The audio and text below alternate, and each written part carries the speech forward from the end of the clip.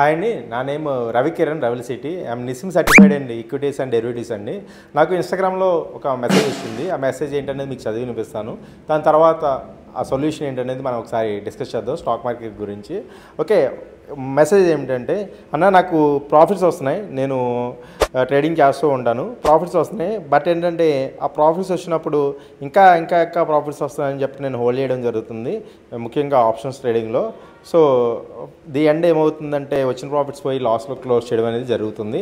దీనికి మీరు ఏమైనా సొల్యూషన్ చెప్పగలరా అన్నట్టుగా అడిగారు. సో బ్రో ఏదైతే అడిగారో దీనికి ఒకటే సొల్యూషన్ అండి.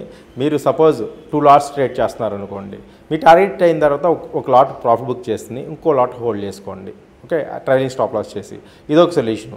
అదే స్టాక్స్లో ట్రేడ్ చేస్తున్నారు అనుకోండి, మీకు 100 క్వాంటిటీ ఉంటే 30 to 40% ప్రాఫిట్ బుక్ చేసి మిగిలింది ట్రైలింగ్ స్టాప్ లాస్ చేసుకుని హోల్డ్ చేసుకోండి. మీరు గ్రీడీ ఇంకా టార్గెట్ సెట్ అవుతాయి, ఇంకా వెళ్తాయి అనే ఉద్దేశంలో ఉంటాయి. అప్పుడు ఒకవేళ వెనక్కి వచ్చినా సరే మీ కాస్ట్ దగ్గర తీసేస్తారు కాబట్టి అట్లీస్ట్ మీరు లాస్లోకి వెళ్ళకుండా ఉంటారు. సో మళ్ళీ పడిపోతున్నప్పుడు ఏదైతే ప్రీవియస్ స్టాప్ లాస్ ఉందో దాన్ని షిఫ్ట్ చేసుకుంటారు అనమాట ట్రైలింగ్ స్టాప్ లాస్ అంటే. ఇది నా one of the best suggestion. Okay, thank you.